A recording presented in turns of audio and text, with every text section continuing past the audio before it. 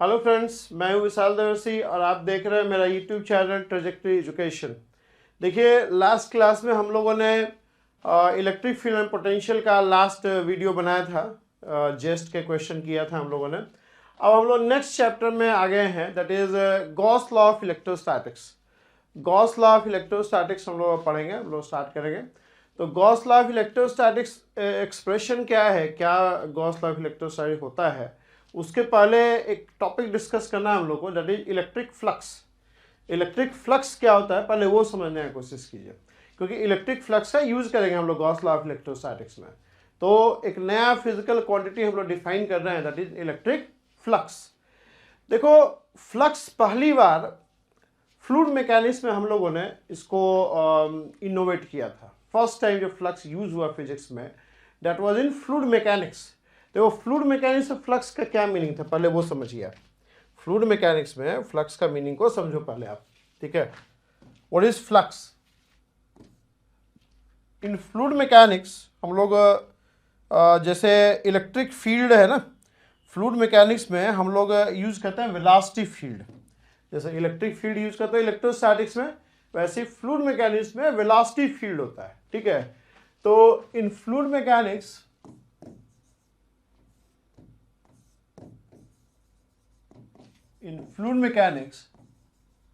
we define flux as v dot nds, या v तो हम लोग क्लासिकल मैकेनिक्स में यूज करते हैं।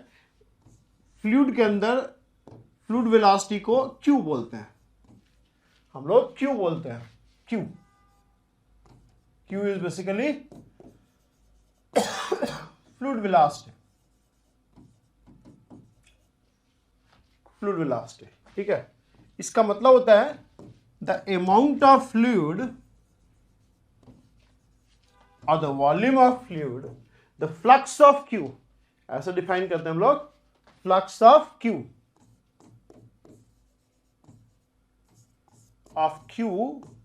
Across surface S.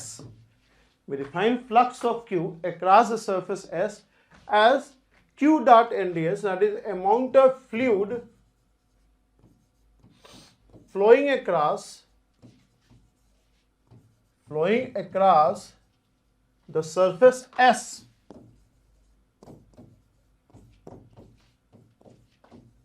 per unit time. The volume of fluid flowing across the surface per unit time. इस तरह से हम लोग फ्लक्स डिफाइन करते हैं। तो कोई मान लो सरफेस दिया हुआ है आपको, ये सरफेस है, तो इसके क्रॉस कितना fluid, what is the amount of fluid flowing across the surface per unit time, that is called fluid velocity. इसको हम लोग फ्लूइड वेलोसिटी बोलते हैं। अच्छा, फ्लूइड फ्लो में हम लोग जो फ्लूइड का मोशन है उसको हम लोग स्ट्रीमलाइन से डिफाइन करते हैं। We define the motion of fluid by streamline. इसको हम लोग फ्लूइड के मोशन को हम लोग स्ट्रीमलाइन से डिफाइन करते हैं, ठीक है। यहाँ पे स्ट्रीमलाइन का एक काउंटर पार्ट इलेक्ट्रोस्टैटिक्स में भी है, that is called electric field line. पहले तो स्ट्रीमलाइन का डेफिनेशन आपको हम बता दें, व्हाट इज स्ट्रीमलाइन, ठीक है। क्योंकि देखो, फ्लक्स समझने के पहले, फ्लक्स बेसिकली शुरुआत में जब इलेक्ट्रोस्टैटिक्स बन रहा था तो फ्लक्स को हम लोग इलेक्ट्रिक फील्ड लाइंस के थ्रू डिफाइन किया। बाद में हम लोगों ने इसका मैथमेटिकल डेफिनेशन भी फॉर्मुलेट किया। पहले फ्लक्स को हम लोग इलेक्ट्रिक फील्ड लाइन से डिफाइन किया था हम लोगों ने फ्लक्स को पहली बार, अब बाद में उससे सारा इंफॉर्मेशन गेन किए। उसके बाद हम लोग को मैथमेटिकल डेफिनेशन का भी नीड हुआ, तो उसके बाद हम लोग इंटीग्रल के फॉर्म में डिफाइन किए E डॉट NDS, ठीक है। तो पहले फ्लक्स का जो ओरिजिनल फॉर्मुलेशन, शुरुआती फॉर्मुलेशन है, वो इलेक्ट्रिक फील्ड लाइंस के थ्रू हुआ और उससे काफ़ी सारा इंफॉर्मेशन हम लोगों को फ्लक्स के बारे में मिला। और उसके बाद हम लोगों ने इसका मैथमेटिकल डेफिनेशन सरफेस इंटीग्रल के फॉर्म में हम लोगों ने इसको यूज करना शुरू किया, ठीक है। तो पहले हम लोग स्टार्टिंग से चलें, कैसे इलेक्ट्रिक फील्ड लाइंस यूज करके हम लोगों ने फ्लक्स डिफाइन किया, कैसे इलेक्ट्रिक फील्ड लाइंस यूज करके हमने इलेक्ट्रिक फील्ड डिफाइन किया, और क्या क्या इंफॉर्मेशन वहाँ से मिल रहा था, कैसे हम लोग शुरुआती दौर में हम लोग इलेक्ट्रिक फील्ड लाइंस यूज करके फ्लक्स और इलेक्ट्रिक फील्ड को समझे, और उसके बाद कैसे हम लोग मैथमेटिकल डेफिनेशन पे पहुंचे और उस मैथमेटिकल डेफिनेशन से जो इन्फॉर्मेशन मिल रहा है और जो इलेक्ट्रिक फील्ड लाइन से इन्फॉर्मेशन मिल रहा था दोनों सिमिलर था। मतलब जो इलेक्ट्रिक फील्ड लाइन से इन्फॉर्मेशन मिला वही इन्फॉर्मेशन हम लोग को मैथमेटिकल डेफिनेशन से मिला। ये सब चीज़ हम लोग थोड़ा सा डिस्कस किया जाए। तो electric field lines last chapter में हमने डिस्कस नहीं किया था, कहीं हमको ज़रूरत नहीं पड़ा था। अभी इसका ज़रूरत है क्योंकि फ्लक्स को शुरुआती दौर में, मतलब जब इलेक्ट्रोस्टैटिक्स बन रहा था उस टाइम हम लोग फ्लक्स को इलेक्ट्रिक फील्ड लाइन्स के थ्रू ही डिफाइन किए। इनफैक्ट इलेक्ट्रिक फील्ड को भी इलेक्ट्रिक फील्ड लाइन्स के थ्रू डिफाइन किए हम लोग। ठीक है, तो इलेक्ट्रिक फील्ड लाइन्स पहले डिफाइन कर दें, उसके बाद फ्लक्स पे आएंगे और उसके बाद फिर मैथमेटिकल डेफिनेशन पे भी आएंगे। और इसी में हम लोग थोड़ा सा आगे देखेंगे सॉलिड एंगल कैसे हेल्प करता है हम लोग को और कैसे हम लोग सॉलिड एंगल यूज करके हम लोग गॉस लॉ ऑफ इलेक्ट्रोस्टैटिक्स तक पहुंचते हैं। ये पूरा जर्नी जो है हम लोग डिस्कस किया जाए एक बार। ठीक है, तो इलेक्ट्रिक फील्ड लाइन्स डिफाइन करने के पहले हम लोग फ्लूइड मैकेनिक्स से स्ट्रीम लाइन समझते हैं, क्योंकि स्ट्रीम लाइन्स के तर्ज पे ही हम लोग इलेक्ट्रिक फील्ड लाइन्स इलेक्ट्रोस्टैटिक्स में डिफाइन किया। बहुत ज़्यादा देखो फ्लूइड मैकेनिक्स और इलेक्ट्रोस्टैटिक्स में सिमिलैरिटी है। जो कॉन्सेप्ट देखो, जैसे डाइवर्जेंस कर्ल भी हम लोगों ने फ्लूइड मैकेनिक्स में पहले डिफाइन किया था, वो सारा का सारा एज इट इज हम लोग इम्पोर्ट कर लिए इधर इलेक्ट्रोमैग्नेटिज्म में। तो फ्लूइड मैकेनिक्स अगर थोड़ा सा अच्छा आपको आता है तो काफ़ी हेल्प मिलने वाला है, क्योंकि पहली बार बहुत सारी चीज़ जो हम लोग यहाँ पे यूज करते हैं वो पहली बार हम लोग फ्लूइड मैकेनिक्स में हम लोगों ने पहली बार उसको इनोवेट किया था। तो फ्लक्स भी एक ऐसा चीज़ है जो पहली बार हम लोगों ने फ्लूइड मैकेनिक्स में इनोवेट किया। और इनफैक्ट जो हम लोग इलेक्ट्रिक फील्ड लाइन से यूज करते हैं, तो इलेक्ट्रिक फील्ड लाइन्स का एक काउंटर पार्ट उधर स्ट्रीम लाइन है। स्ट्रीम लाइन जैसे स्ट्रीम लाइन है ना, वैसे ही उसका एनालॉगी इलेक्ट्रिक फील्ड लाइन्स आपका इधर है, क्या इलेक्ट्रोस्टैटिक्स में। तो पहले स्ट्रीम लाइन समझ लो, स्ट्रीम लाइन क्या होता है, what is stream line. Stream line में स्किल देखो क्या है, और उसी के जैसे हम लोग फिर इलेक्ट्रिक फील्ड लाइन्स डिफाइन कर लेंगे। What is stream line? It is the curve traced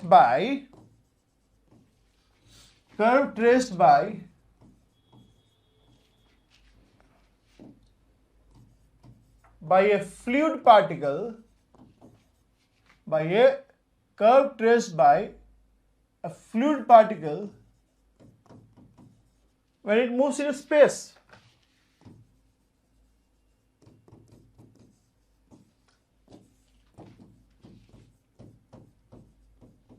ठीक है, when it moves in space, fluid flow हो रहा है। फ्लूइड फ्लो में क्या होता है, फ्लूइड पार्टिकल मूव करते हैं। फ्लूइड फ्लो में फ्लूइड पार्टिकल मूव किया तो स्ट्रीम लाइन क्या है? Stream line basically the curve traced by each fluid particle when fluid flows. It is the curve traced by each fluid particle when it flows. In fact इसी पे एक stream line motion भी हम लोग define करते हैं, समझ रहे ना। स्ट्रीम लाइन मोशन क्या होता है? A motion is said to be streamlined. A motion is said to be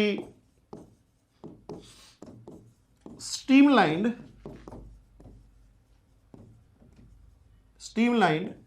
when each fluid particle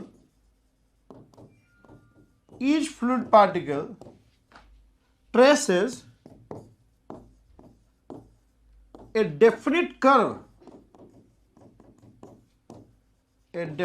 curve in space, and this definite curve is called a streamline. इसी definite curve को streamline बोलते हैं। such that no two curves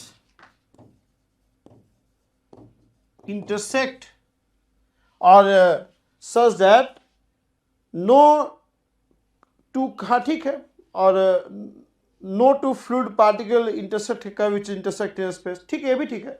no two curve intersect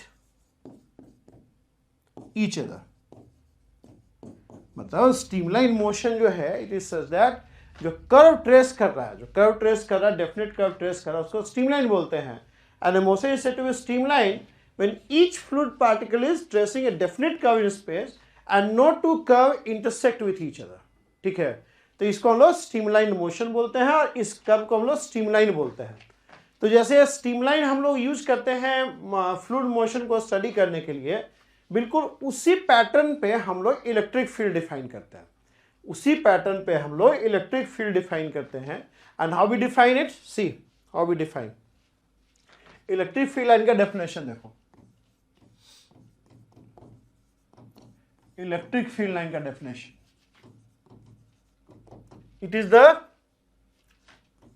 it is a curve traced by a small positive charge, a small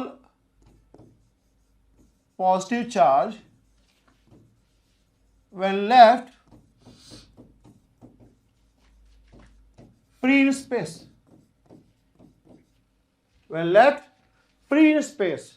It's a curve traced by a small positive charge when left free in space, left free in space. For example, जैसे मान लो कोई Q charge है, you have charge Q over here, ठीक। अब इसका electric field lines draw करना, तो कैसे ड्रॉ करोगे बताओ? How will you draw the electric field lines? How will you draw the electric field lines? अगर यहाँ पे कोई मान लो पॉजिटिव चार्ज छोड़ दें, हम लोग एक यहाँ पे पॉजिटिव चार्ज हम लोग प्लेस कर दें, इसको यहाँ पे पॉजिटिव चार्ज प्लेस कर दें, तो कैसे ये मूव करेगा? Under the action of this positive charge Q, under the force exerted by this positive charge Q, ये स्मॉल पॉजिटिव चार्ज पे रिपल्सिव फोर्स एक्सर्ट करेगा। अगर ये फ्री होगा तो ये कैसे मूव करेगा? ये रेडियली आउटवर्ड मूव कर जाएगा, ठीक है। ऐसे ही ये स्मॉल पॉजिटिव चार्ज मान लो यहाँ रख दें तो ये कैसे मूव करेगा? ये ऐसे चला जाएगा। अगर यही यहाँ पे रख दें तो ये ऐसे मूव कर जाएगा, अगर यही यहाँ पे रख दें तो ये ऐसे चला जाएगा। इसका मतलब है कि जो पॉजिटिव चार्ज है उसका जो फील्ड लाइंस है that will B radially outward, that will B, ये रेडियली आउटवर्ड है, स्ट्रेट लाइन है, ठीक है। So electric field lines of A positive charge will be radially outward, क्योंकि यही पाथ लेगा, एक स्मॉल पॉजिटिव चार्ज को छोड़ेंगे उसके विसिनिटी में, उसके नेबरहुड में, तो यही पाथ लेगा स्मॉल पॉजिटिव चार्ज। तो ये आपका फील्ड लाइंस हो गया पॉजिटिव चार्ज की वजह से। ऐसे ही अगर नेगेटिव चार्ज की बात करें तो नेगेटिव चार्ज में कोई स्मॉल पॉजिटिव चार्ज में छोड़ देंगे तो कैसे जाएगा? ये बिल्कुल रेडियली इनवर्ड जाएगा अंडर अट्रैक्टिव फोर्स, क्योंकि स्मॉल पॉजिटिव चार्ज को छोड़ोगे it will get attracted by this negative charge, it will get attracted by the negative charge, ये नेगेटिव चार्ज से अट्रैक्ट हो जाएगा, ठीक है, समझ रहे आप? तो नेगेटिव चार्ज का जो फील्ड लाइंस होगा वो रेडियली इनवर्ड हो जाएगा, नेगेटिव चार्ज का जो फील्ड लाइंस होगा वो रेडियली इनवर्ड हो जाएगा, ठीक है। अगर मान लो ऐसे ही हम लोग डाइपोल्स का बात करें, अगर मान लो यहाँ पे हमने डाइपोल्स ड्रॉ कर दिया, पॉजिटिव और नेगेटिव, अब इनका फील्ड लाइंस क्या होगा बताओ? अगर यहाँ पे छोड़ोगे तो पहले तो ये रेडियली आउटवर्ड जाएगा, जैसे ही दूर जाएगा इससे अट्रैक्ट होने लगेगा, तो यहाँ से आउटवर्ड जाएगा और यहाँ पे जाके अट्रैक्टेड फील करेगा, यहाँ से रिपेल्ड फील करेगा, यहाँ से अट्रैक्टेड फील करेगा, तो कुछ इस टाइप का पाथ बनेगा, नहीं कुछ इस टाइप का पाथ बनेगा। It will get attracted by the negative charge, repelled by the positive charge, ठीक है। पॉजिटिव चार्ज से रिपेल हो जाएगा और नेगेटिव चार्ज से अट्रैक्ट हो जाएगा। तो इस टाइप से हम लोग इलेक्ट्रिक फील्ड को विजुअलाइज करने के लिए इलेक्ट्रिक फील्ड लाइंस का हेल्प लेते हैं हम लोग।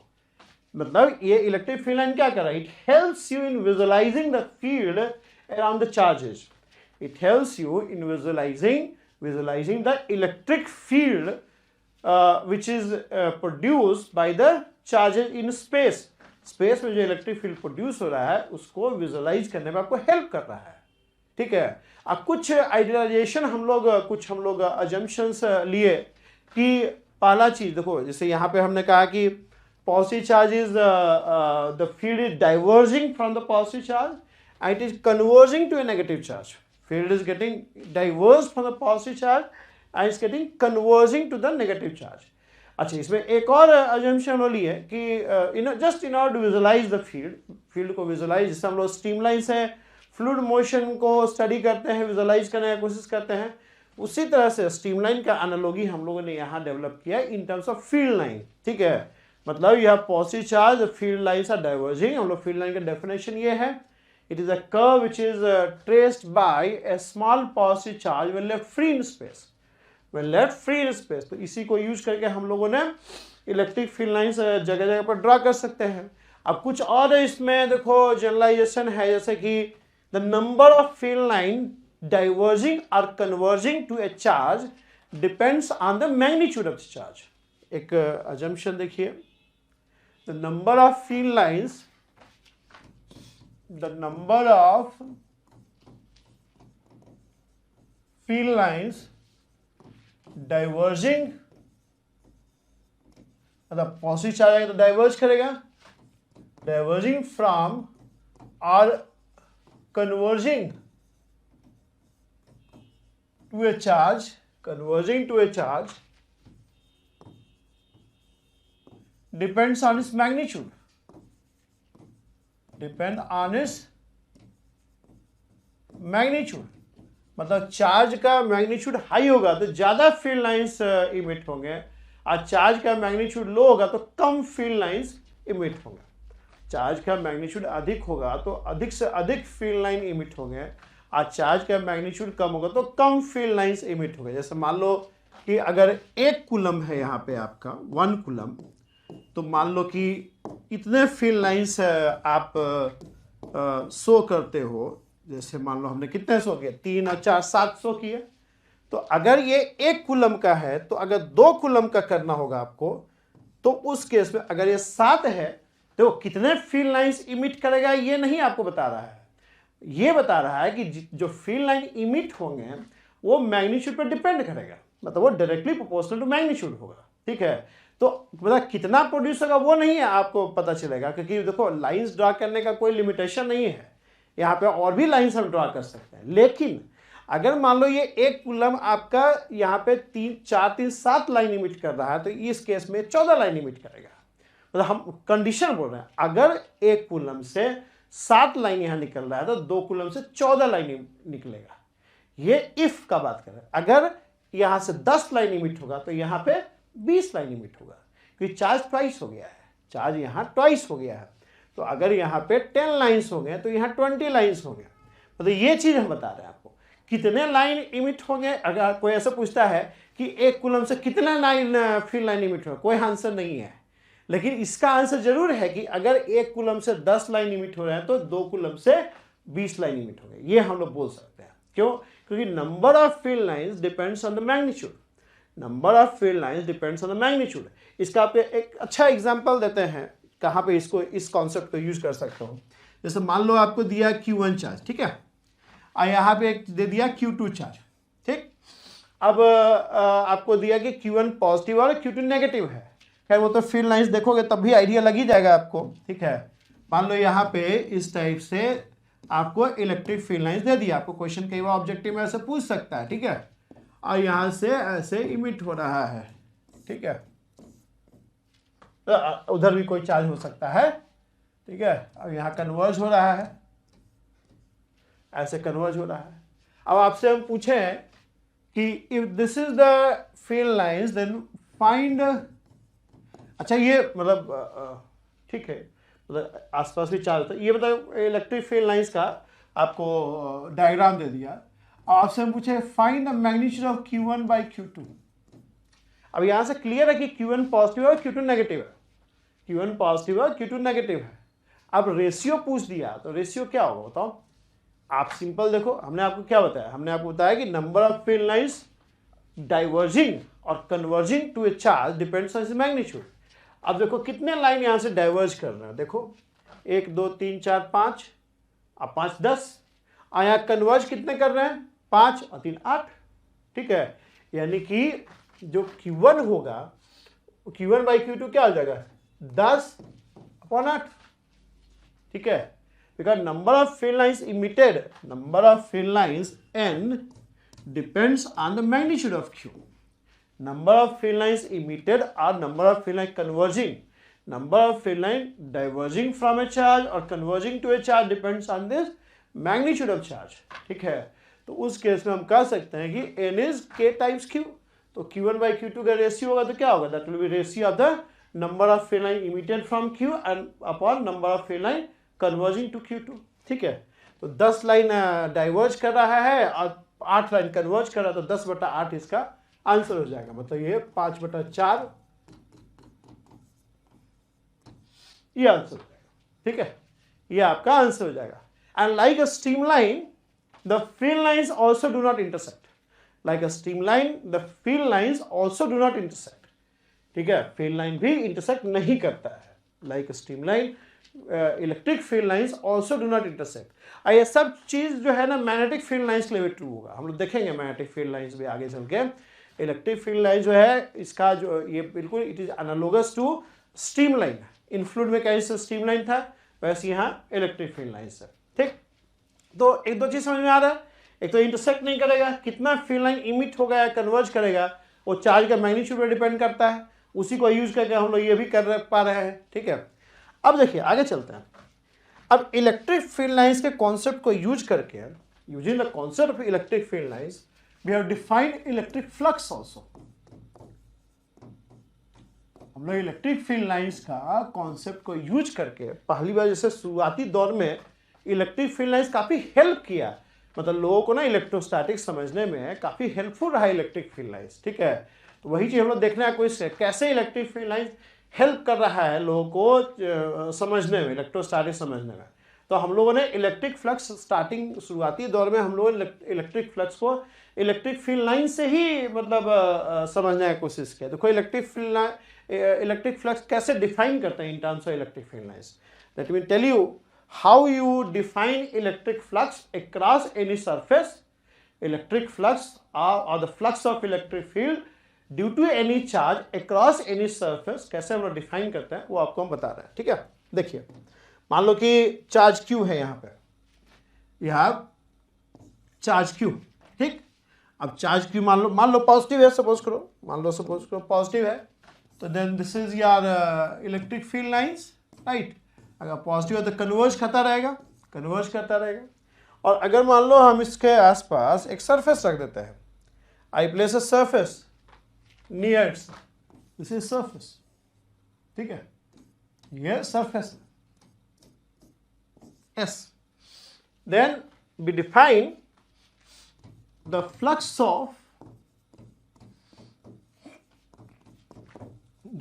of electric field due to any charge configuration, due to a given ये charge configuration system discrete charge भी हो सकता है या सिस्टम कंटिन्यूअस डिस्ट्रीब्यूशन चार्ज भी हो सकता है। Due to a given charge configuration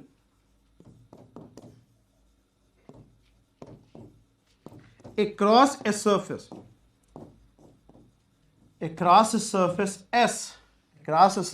S is basically equal to the flux of electric field across these surfaces. The flux of electric field due to this given charge configuration, here the given charge configuration which I have drawn in the diagram is point charge q.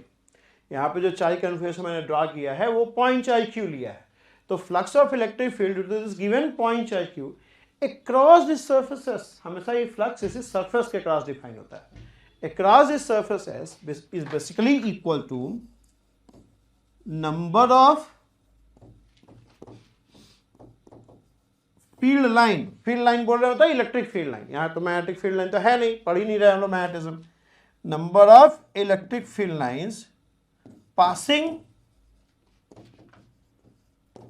across surface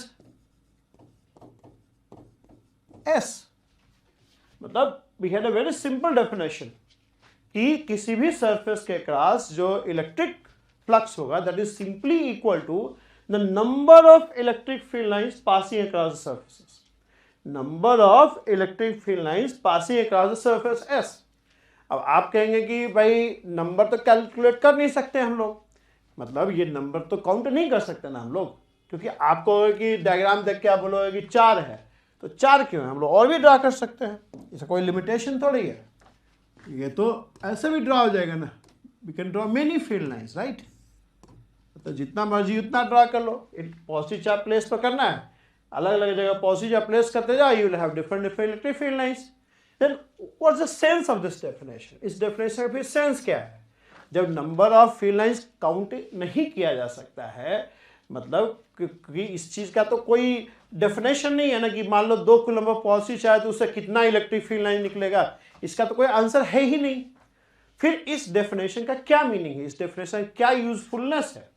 देखिए usefulness है, आप इस definition से electric field lines का quantification तो नहीं कर सकते ऑफ कोर्स, मतलब इलेक्ट्रिक फ्लक्स का क्वांटिफिकेशन नहीं कर सकते, मतलब इलेक्ट्रिक फ्लक्स का वैल्यू नहीं बता सकते। इस डेफिनेशन को यूज करके आप इलेक्ट्रिक फ्लक्स का वैल्यू नहीं बता सकते, वैल्यू टर्म्स में कि इतना है, 10 है, 12 है, 15 है, ऐसा नहीं बता सकते। लेकिन फिर भी ये यूजफुल है क्योंकि इस डेफिनेशन को यूज करके, ठीक है, क्वांटिफिकेशन नहीं करेंगे, एब्सोल्यूट वैल्यू नहीं बता पाएंगे, बट हम लोग कंपैरिजन कर सकते हैं। जैसे हम लोग कह सकते हैं कि अगर मान लो Q की वजह से इलेक्ट्रिक फ्लक्स फाई है, अगर Q की वजह से इलेक्ट्रिक फ्लक्स फाई है, देन अगर Q को हम लोग 2Q से रिप्लेस कर देंगे हम लोग, तो उस केस में इलेक्ट्रिक फ्लक्स जो है वो 2 फाई हो जाएगा। क्यों? क्योंकि जैसे ही हम लोग Q से 2Q करेंगे, अगर यहाँ पे आपका सपोज को 10 लाइन है तो 2Q करने पे ये 20 लाइन हो जाएगा, क्योंकि हमने आपको बताया है कि number of field lines depends on the magnitude of charge Q। मतलब कि अगर आपका यहाँ पे Q है तो if I replace this Q by 2Q then flux will go twice. If I replace this charge with Q by 2 then I can say flux will become half. ठीक है, फ्लक्स हाफ हो जाएगा, क्योंकि Q अगर charge आधा कर देंगे तो नंबर ऑफ फील्ड लाइंस भी आधा हो जाएगा, नंबर ऑफ फील्ड लाइंस आधा हो जाएगा तो जितना अभी लाइंस पास करा उसका हाफ ऑफ द लाइन पास करेगा, उसका हाफ ऑफ द लाइन पास करेगा। समझ में आ रहा है आपको? तो हम लोग यहाँ ऐसे बोल सकते हैं, हम लोग इवन हम लोग जैसे मान लो चार्ज Q यहाँ दिया हुआ है आपको, आई क्लोज सरफेस ले लिया हमने, S ले लिया, ठीक, तो हम लोग कह सकते हैं कि भाई जो फ्लक्स है, flux will be equal to what, it will be equal to number of field lines passing through this surface S, number of field lines passing through this surface S, नहीं, it is equal to number of field lines passing through this surface S। तो यहां भी कह सकते हैं कि भाई अगर चार्ज Q की वजह से फ्लक्स फाई है, तो अगर Q को रिप्लेस कर दो 2Q से, तो उस केस में फाई से बढ़ के 2 फाई हो जाएगा। अगर Q को 1.5 Q कर दो तो यहाँ पे 1.5 फाई हो जाएगा। अगर Q को हाफ Q कर दो, 1/2 Q कर दोगे तो फ्लक्स भी हाफ हो जाएगा, ठीक। अच्छा, यहां से हम लोग ये भी बोल सकते हैं कि अगर ये सरफेस, अगर ये पॉइंट चार्ज दिया हुआ है आपको सिर्फ पॉइंट चार्ज दिया हुआ है, ठीक है, और इस हम लोग ये सरफेस को छोटा कर दें, ठीक है, ये सरफेस को छोटा कर दें, तब भी number of field line passing through the surface same है। तो हम लोग ये भी कह सकते हैं अगर Q चार्ज S के अंदर है और S डैश के अंदर भी है तो फ्लक्स सेम रहेगा आपका। अगर पॉइंट चार्ज Q है और हम लोग सरफेस को छोटा करते जाएंगे तब भी फ्लक्स नहीं बदलेगा। क्यों? क्योंकि जितने लाइंस यहां पास करेंगे उतने लाइंस यहां पास करेंगे, ठीक है। तो कहने का मतलब ये डेफिनेशन आपको क्वांटिफिकेशन करके नहीं बताएगा, लेकिन फिर भी बहुत सारा इंफॉर्मेशन आपको देगा इलेक्ट्रिक फ्लक्स के बारे में, ठीक है।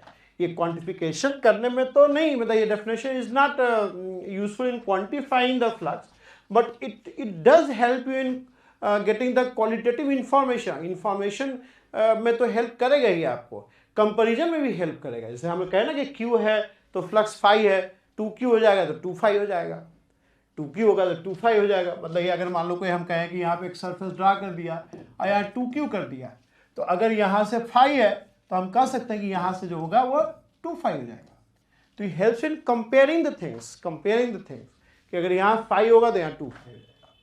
Flux depends on the this number of field lines, and number of field lines emitted diverging or converging to a charge depends on the magnitude of charge. समझ में आ रहा है ये चीज आपको?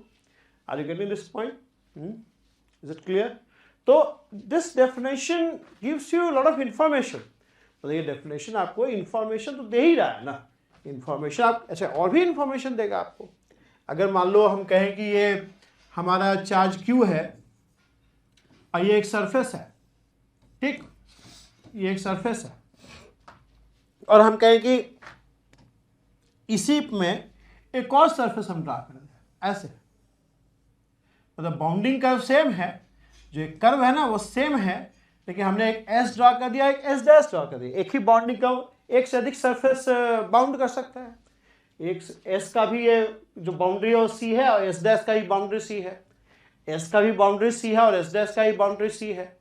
तो अगर हम ये तो कह ही सकते हैं ना कि जो फील्ड लाइन एस को पास करेगा वही फील्ड लाइन एस डैश को भी पास करेगा, जो फील्ड लाइंस एस को पास करेगा वही फील्ड लाइन एस डैश को भी पास करेगा। तो इस डेफिनेशन से हम लोग ये भी बोल सकते हैं कि flux across S and flux across S dash is going to be same, because whichever line passes through S, the same line will pass through S dash. Same lines will pass through S dash. आप हमको ये भी कर सकते हैं कि भाई एक ऐसा भी सरफेस ड्रा कर सकते हैं हम लोग।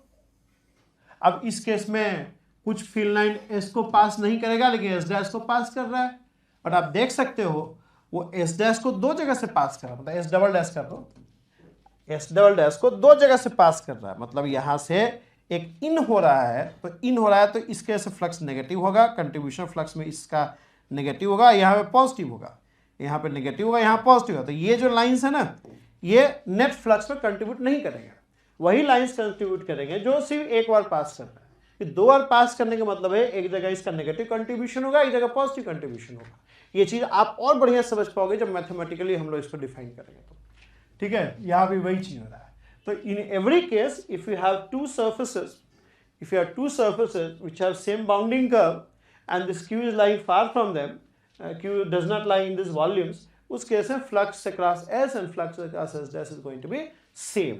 ये कब सेम नहीं होगा वो आगे हम लोग देखेंगे। अगर मान लो ये Q यहाँ ना हो के इन अंदर होगा तब उस केस में नहीं होगा, ये हम लोग आगे डिस्कस करना है हम लोग को। तो देखो कई सारा चीज़ है कि मतलब देखो डेफिनेशन कितना यूजफुल है वो उसके फेलियर पर डिपेंड नहीं करता, क्या नहीं कर पा रहा है, उसका यूजफुलनेस या उसका इंपॉर्टेंस इस चीज पर डिपेंड करता है वो कि क्या क्या इंफॉर्मेशन वो दे पा रहा है, ठीक है। मतलब yes, the definition of flux in terms of field line does not give you absolute value of flux, but it does tell you lots of information about flux. ये फ्लक्स काफी इंफॉर्मेशन आपको दे रहा है, तो वो इंफॉर्मेशन दे रहा है इसलिए उसका इंपॉर्टेंस है, ठीक है। सिर्फ एक चीज नहीं दे रहा है इसकी वजह से आप ये नहीं कह सकते डेफिनेशन यूजलेस है। It gives you lots of information, it helps you in comparing the flux across two surfaces, it helps you in comparing the flux across two surfaces, काफी सारी इंफॉर्मेशन आपको दे रहा है, ठीक है। अच्छा, इसका इंपॉर्टेंस सिर्फ यहीं तक नहीं है, इसका इंपॉर्टेंस आगे भी है।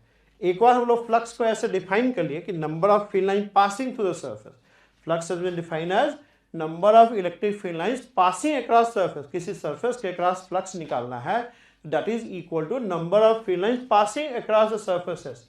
इस चीज का डेफिनेशन, इस चीज का यूटिलिटी और भी है। हम लोग इसी फ्लक्स के डेफिनेशन के बेसिस पे इलेक्ट्रिक फील्ड को भी हम लोग डिफाइन करते हैं फ्लक्स के टर्म्स में। इलेक्ट्रिक फील्ड लाइंस के टर्म में हम लोग इलेक्ट्रिक फील्ड को भी डिफाइन करते हैं, we define electric field also.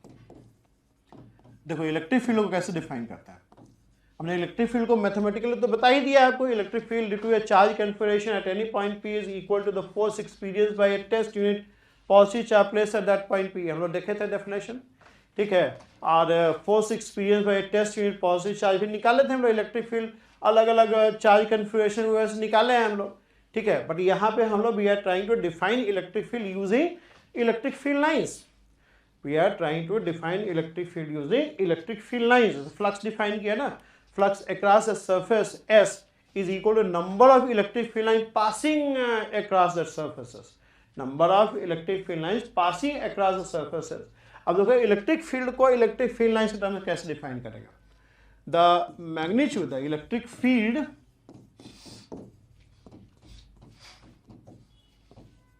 at any point P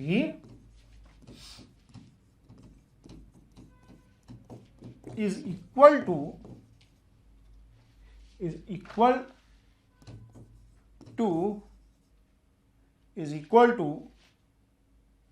the flux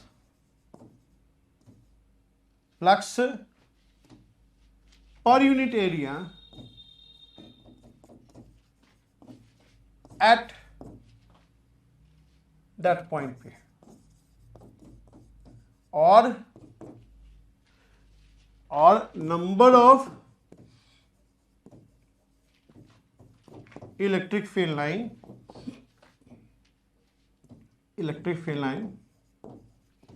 passing per unit area passing per unit area at that point पे।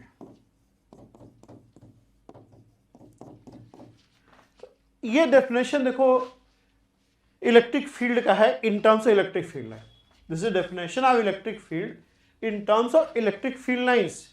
इलेक्ट्रिक फील्ड लाइंस के टर्म्स में ये डेफिनेशन इलेक्ट्रिक फील्ड का है। This is definition of electric field in terms of electric field lines, in terms of electric field lines. ठीक है, तो let's talk more about this definition and what information we get about this electric field by this definition. इस definition से electric field के बारे में क्या क्या इंफॉर्मेशन मिलता है, क्योंकि शुरुआती दौर में हम लोग इलेक्ट्रिक फील्ड लाइंस को यूज करके ही इलेक्ट्रिक फ्लक्स और इलेक्ट्रिक फील्ड को समझा गया था हिस्टोरिकली। ठीक है, तो इसको भी थोड़ा देखते हैं हम लोग, what information it gives you. देखिए, जैसे मान लो हमने कहा कि पॉजिटिव चार्ज क्यू है, ठीक है, इसका जो इलेक्ट्रिक फील्ड लाइंस है वो डाइवर्जिंग होता है, इट इज डाइवर्जिंग,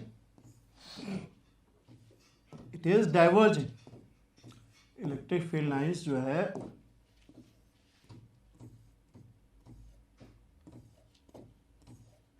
अब मान लो कि हमें इस जगह इलेक्ट्रिक फील्ड निकालना है पॉइंट पे at a distance of r, at a distance of r. अगर पॉइंट पी पे हमें इलेक्ट्रिक फील्ड निकालना हो, अगर पॉइंट पी पे चार्ज क्यू दिया हुआ है और चार्ज क्यू की वजह से पॉइंट पी पे इलेक्ट्रिक फील्ड निकालना हो, ठीक है।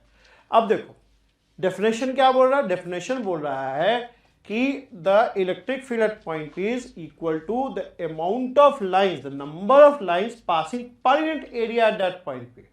मतलब यहाँ पे एक यूनिट एरिया का सरफेस लेंगे, ठीक है, तो उसके अक्रॉस कितना इलेक्ट्रिक फील्ड लाइन पास कर रहा है, that is equal to the electric field. तो उसको निकालने का सिंपल तरीका है कि अगर मान लो आपको पॉइंट पे निकालना है और पॉइंट पे का दूरी चार्ज से क्यू आर है, तो उस केस में हम एक काम कर सकते हैं कि आर दूरी का या आर रेडियस का एक सरफेस ड्रा कर सकते हैं हम लोग, स्फेयर ड्रा कर देंगे, स्फेरिकल सरफेस, एक स्फेरिकल सरफेस ड्रा कर देंगे, ठीक है। अब आप बताइए कि what is the number of field line passing through this surface. If suppose if n is the number of field lines passing through S, और n is the flux basically, n क्या है, n is flux, number of field line passing through the surface is flux basically।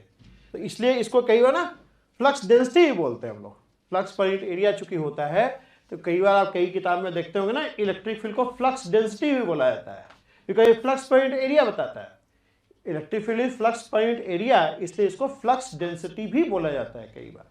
We also call it flux density, areal flux density, areal नहीं लिखता है लोग, लेकिन इसको हम लोग फ्लक्स डेंसिटी भी बोलते हैं, तो कहीं फ्लक्स डेंसिटी, ठीक है। तो देखो यहाँ पे अगर मान लो n is the flux, if the number of field line passing to this surface is n, तो number of field lines per unit area क्या हो जाएगा, electric field lines, number of lines per unit area, so that would be equal to what, n upon 4 pi r square। so electric field is n upon 4 pi r square, n upon 4 pi r square, and number of field line which is diverging from a charge, what it depends on, what it depends on its magnitude, it depends on its magnitude। so electric field is proportional to q upon 4 pi r square, electric field is proportional to q upon 4 pi r square, ठीक है, q upon 4 pi r square, ठीक है। अब दोनों का magnitude same range में आ जाए, मतलब नंबर ऑफ फील्ड लाइंस और अपॉन एरिया जो लिखे हैं नीचे, इसका रेंज अलग हो सकता है ये आपको इसका रेंज 10 पर -5 -6 में चला जाए, और electric field force point area हम फोर्स पॉइंट 4 डिफाइन करते हैं, हो सकता है कि नंबर्स में 2 3 4 5। तो इसके रेंज को बराबर करने के लिए इन दोनों क्वांटिटी को LHS और RHS को सेम रेंज सेम लेवल पे लाने के लिए हम लोग एक कांस्टेंट डिफाइन करते हैं and that constant is called constant of permittivity constant. We define a constant epsilon naught which is called permittivity. Permittivity is basically 8.85 into 10 to the power minus 12. ठीक है, तो अब देखो कितना बड़ा इंफॉर्मेशन मिल रहा है कि electric field is inversely dependent on the square of distance. Point charge q की वजह से जो इलेक्ट्रिक फील्ड होगा at a point P that is dependent on, that depends on square of, inversely on square of square of distance. और electric field follow inverse square law. Electric field जो है वो जो पॉइंट P का किसी point P पे electric field होगा, it depends on 1/r square and depends on Q. It directly depends on Q and inversely depends on r square. ये सारा इंफॉर्मेशन देखो आपको इलेक्ट्रिक फील्ड लाइंस के डेफिनेशन से मिल रहा है. ये सारा इंफॉर्मेशन आपको इलेक्ट्रिक फील्ड का डेफिनेशन से मिल रहा है. उससे ये भी समझ में आ रहा है हम लोग को कि जैसे जैसे दूर जाते जाएंगे इलेक्ट्रिक फील्ड कमजोर होता जाएगा, लेस होता जाएगा. नज़दीक आते जाएंगे इलेक्ट्रिक फील्ड आपका बढ़ता जाएगा. यहाँ से भी समझ में आ रहा है और यहाँ से भी समझ सकते हैं आप. मान लो एक सरफेस यहाँ ले लिया, यहाँ मान लो एक लाइन पास कर रहा है, इसको नज़दीक लाओगे तो ज़्यादा लाइन पास करेगा, और नज़दीक लाओगे तो और ज़्यादा लाइन पास करेगा. सेम सरफेस को जैसे जैसे नज़दीक लाओगे ज़्यादा से ज़्यादा लाइन पास करेगा. इसका मतलब है कि number of field line per unit area बढ़ रहा है आपका. तो as you go near and near to the charge the electric field increases. As you go far from the charge the electric field falls. Electric field जो है fall करेगा. तो ये सारा इंफॉर्मेशन देखो आपको जो है मिल रहा है फ्लक्स से आपको इंफॉर्मेशन मिल रहा है, मतलब इलेक्ट्रिक फील्ड लाइन से मिल रहा है. अगर कोई मान लो आपको फील्ड कुछ ऐसा रहे, फील्ड लाइंस कुछ ऐसा आपको बना रहे, if this is the electric field lines suppose, ठीक है, तो अगर हम कहें if I give U A point, आपको पॉइंट दे दे, सपोज को I give U A point A, यहाँ एक पॉइंट दे दिया बी, एक पॉइंट दे दिया सी, और आपसे पूछा कि बताओ सबसे ज़्यादा इलेक्ट्रिक फील्ड कहाँ है. सबसे ज़्यादा इलेक्ट्रिक फील्ड कहाँ है? इलेक्ट्रिक फील्ड सबसे ज़्यादा कहाँ होगा? जहाँ electric field line closely spaced होगा. जहाँ इलेक्ट्रिक फील्ड क्लोजली स्पेस्ड होगा, क्योंकि अगर मान लो कि सरफेस एस लेते हैं हम लोग यहाँ पे, तो यहाँ पे सबसे कम इलेक्ट्रिक फील्ड लाइंस पास करेगा. वही सरफेस एस यहाँ लगे तो ज़्यादा लाइन पास करेगा, और वही यहाँ ले लोगे तो और ज़्यादा लाइन पास करेगा. तो कहने का number of field lines per unit area बढ़ रहा है. ठीक है, तो आप ऐसे भी अगर इलेक्ट्रिक फील्ड लाइंस आपको दिया हुआ है सब जगह, तो आप कह सकते हो कि जहाँ पे क्लोजली स्पेस्ड है, ठीक है, वहाँ पे electric field line electric field अधिक होगा. जहाँ पे लेस वाइडली स्पेस्ड है, वहाँ पे इलेक्ट्रिक फील्ड कम होगा. वहाँ पे इलेक्ट्रिक फील्ड कम होगा. ठीक है, अगर मान लो आपको ऐसे देते हैं पैरेलल लाइंस ऐसे, अब आप क्या कहोगे? आप कहोगे हर जगह इलेक्ट्रिक फील्ड का जो स्पेसिंग हो तो सेम है ना, हर जगह सेम है, तो हम कह सकते हैं magnitude of electric field same. अब चूंकि डायरेक्शन भी सेम है, तो हम कह सकते हैं कि electric field throughout the space in the whole space is going to be constant. और हम कह सकते हैं कि ये जो लाइंस है ये यूनिफॉर्म इलेक्ट्रिक फील्ड का है.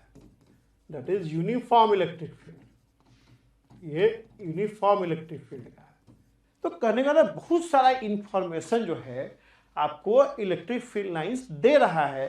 ठीक है, बहुत सारी इंफॉर्मेशन इलेक्ट्रिक फील्ड लाइंस आपको देगा. ठीक है, लेकिन हाँ, एक सबसे बड़ा जो डिमेरिट है, जो सबसे बड़ा उसका जो लैकुना है, वो ये है कि इलेक्ट्रिक फील्ड लाइंस कभी भी आपको फ्लक्स का एब्सोल्यूट वैल्यू नहीं देता है. फ्लक्स का एब्सोल्यूट वैल्यू नहीं देगा. ठीक है, फ्लक्स का एब्सोल्यूट वैल्यू वो नहीं दे पाएगा. और इसी रीजन से हम लोग इलेक्ट्रिक फ्लक्स को क्वांटिटेटिवली डिफाइन करने की कोशिश करते हैं. टू ओवरकम दिस मतलब प्रॉब्लम कि इलेक्ट्रिक फील्ड लाइंस आपको फ्लक्स का एब्सोल्यूट वैल्यू नहीं दे रहा है, तो इसको ओवरकम करने के लिए हम लोग इलेक्ट्रिक फ्लक्स का क्वांटिटेटिव डेफिनेशन की तरफ मूव करते हैं. अब क्वांटिटेटिव डेफिनेशन जो है वो भी हम लोग का फ्लूइड मैकेनिक्स से ही मोटिवेटेड है. फ्लूइड मैकेनिक्स में हम लोगों ने फ्लक्स को कैसे डिफाइन किया था? हमने फ्लक्स को यहाँ पे देखो इस तरह से डिफाइन किया था. देखिए, फ्लक्स ऑफ वेलोसिटी फील्ड, जैसे यहाँ पे इलेक्ट्रिक फील्ड है, वहाँ वेलोसिटी फील्ड होता है। Flux of velocity field across the surface S is defined as the surface integral of this Q across the surface S. जिस सरफेस के क्रॉस फ्लक्स निकालना है उस सरफेस के ऊपर क्यू का सरफेस इंटीग्रल हमने इस फॉर्म में फ्लक्स को डिफाइन किया था। बिल्कुल इसी तरीके से हम लोग इलेक्ट्रिक फील्ड का फ्लक्स भी डिफाइन करते हैं। जैसे हम लोग फ्लूइड मैकेनिक्स में क्यू का फ्लक्स डिफाइन करते हैं। हाँ, यहाँ पे फ्लक्स का फिजिकल मीनिंग क्या है? The amount of fluid passing across the surface S पर यूनिट टाइम। बिल्कुल इसी बेसिस पे हम लोग जो है इलेक्ट्रिक फील्ड का ही फ्लक्स इलेक्ट्रोस्टैटिक्स में डिफाइन करेंगे। See how we define in electrostatics flux. तो quantitatively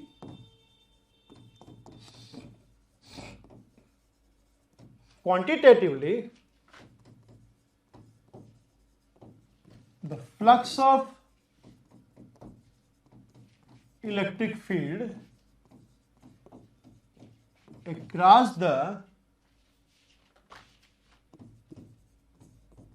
surface S, the flux of electric field across the surface S is numerically defined as the surface integral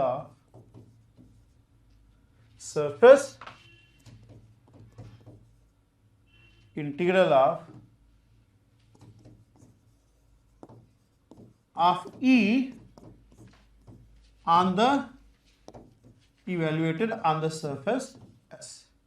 जो flux होगा electric field across surface numerically equal to surface integral. जैसे कोई भी surface पे आप flux निकालना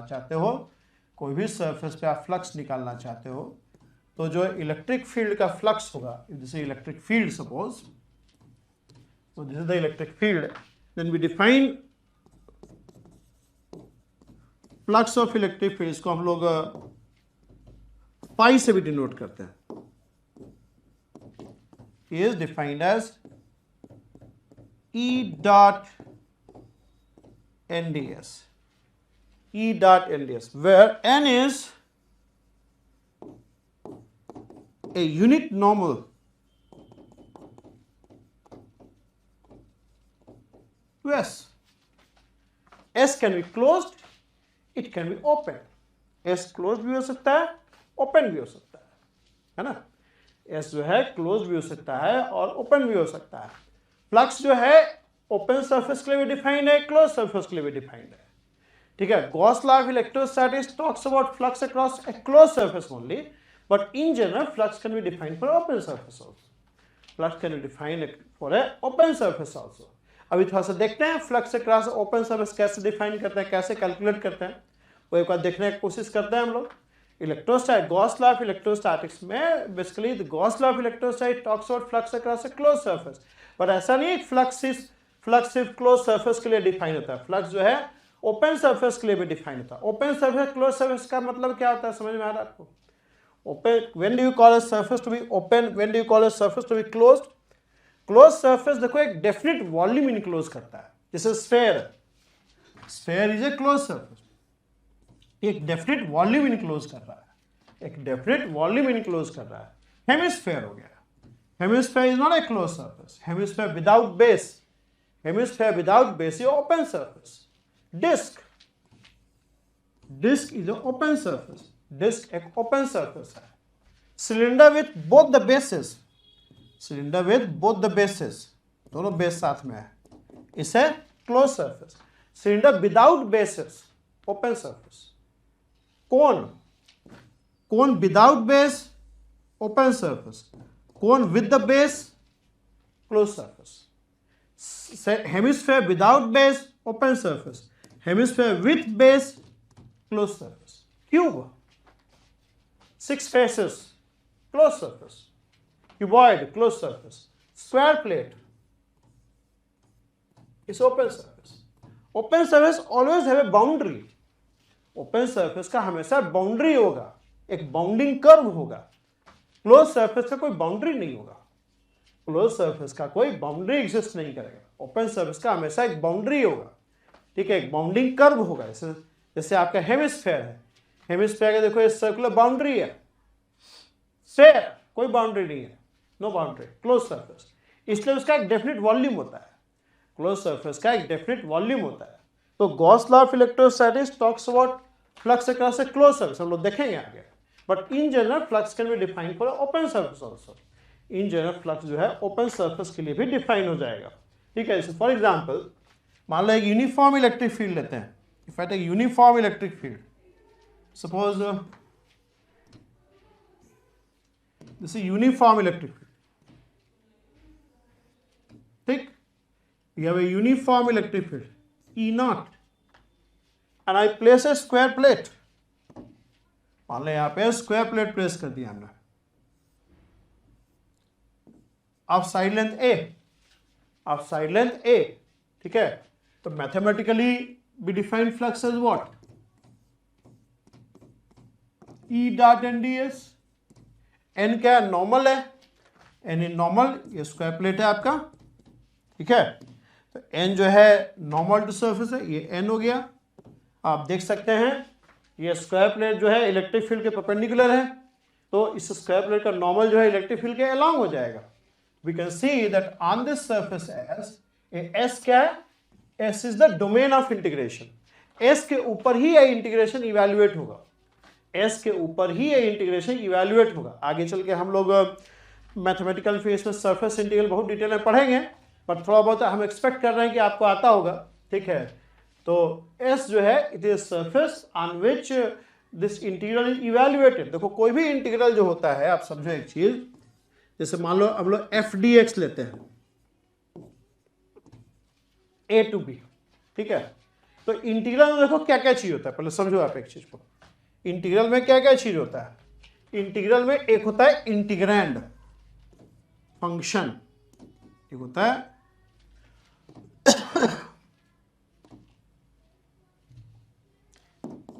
integrand, ठीक है। दूसरा होता है वेरिएबल ऑफ इंटीग्रेशन,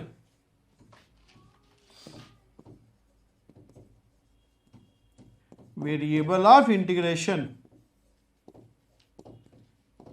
तीसरा होता है एलिमेंट ऑफ इंटीग्रेशन, dx, यहां पे x वेरिएबल ऑफ इंटीग्रेशन है और dx जो है एलिमेंट ऑफ इंटीग्रेशन है। एलिमेंट ऑफ इंटीग्रेशन क्या होता है, एलिमेंट ऑफ इंटीग्रेशन समझना है तो पहले आप समझिए लिमिट ऑफ इंटीग्रेशन क्या होता है। This is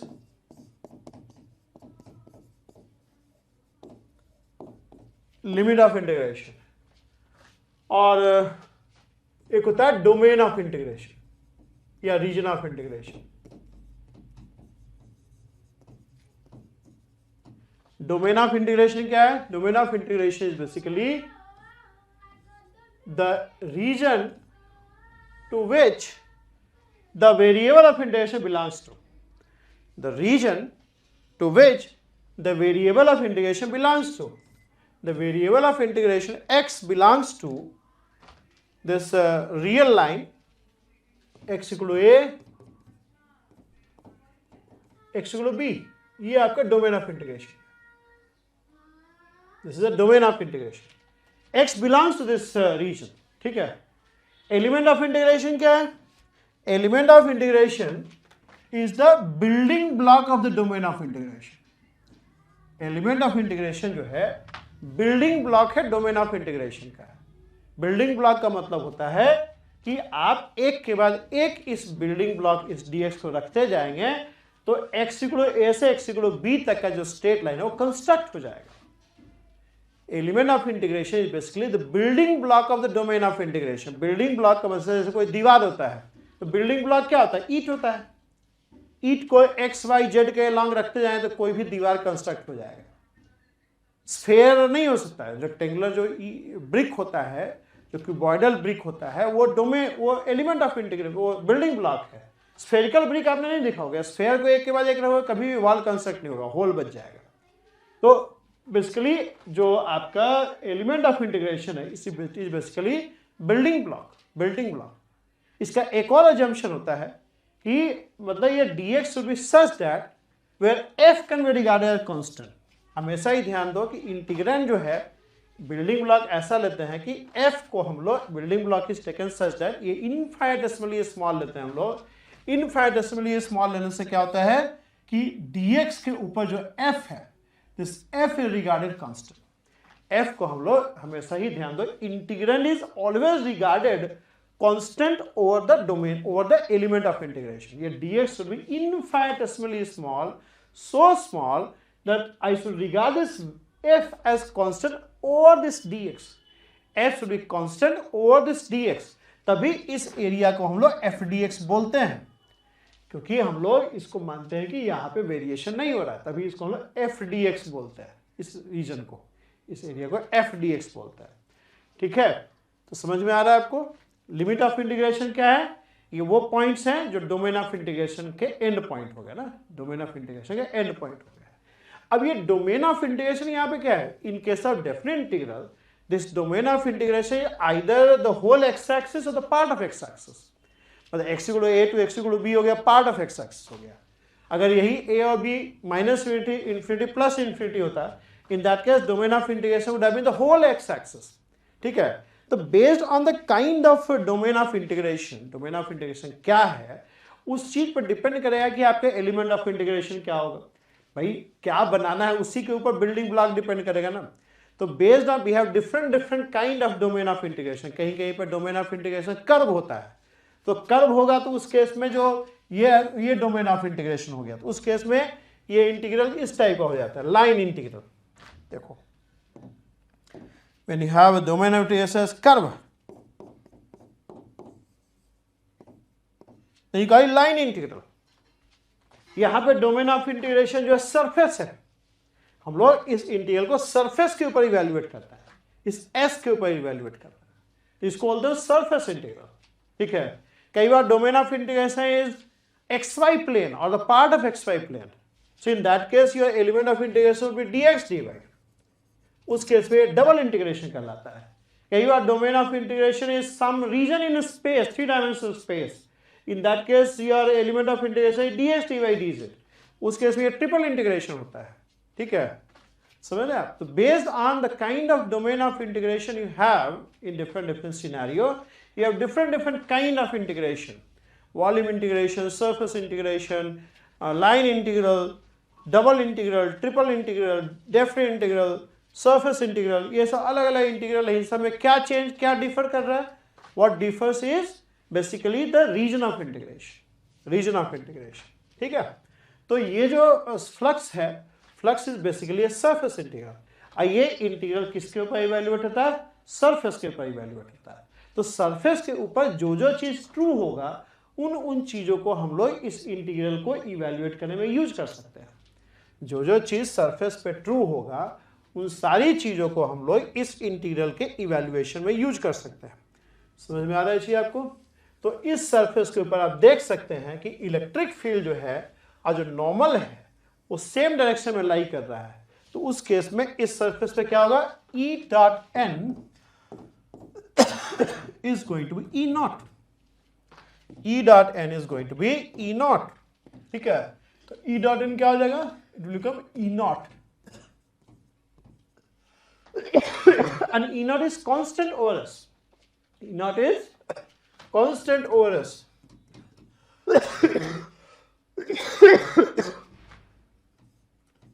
So I can take it outside। I can take it outside। ठीक है, and this integral ds is what? This integral ds is basically area। It is E naught into a square। E naught into a square ऐसा हो जाएगा। Are you getting my point? ये समझ में आ रहा है आपको ये चीज? अब इसी प्लेट को मान लो थोड़ा सा टिल्ट करता है। सपोज को इस प्लेट को हल्का सा टिल्ट करता है, ऐसा कर दो, ऐसे टिल्ट दिस प्लेट। ठीक है, इस प्लेट को हल्का सा टिल्ट कर दीजिए। टिल्ट कर देंगे तो नॉर्मल आपका इधर चला जाएगा, नॉर्मल परपेंडिकुलर। ये ई नॉट ई हो जाएगा। कितना टिल्ट किया? सपोज को थीटा अमाउंट टिल्ट कर दे, थीटा अमाउंट टिल्ट कर दे। इस केस में क्या होगा? आपको E dot N D S, sorry flux क्या है? E dot N D S, तो ई डॉट एन क्या हो जाएगा? E naught into cos theta, E naught into cos theta. अब देखिए हर पॉइंट पे ये थीटा तो सेम रहेगा ना, जिस पॉइंट पे भी नॉर्मल ड्रा करोगे वो थीटा एंगल ही बनाएगा नॉर्मल इलेक्ट्रिक फील्ड के साथ। प्लेन सरफेस का ही तो फायदा है, प्लेन सरफेस पे जो नॉर्मल वेक्टर होता है वो एक कांस्टेंट वेक्टर हो जाता है, ठीक है।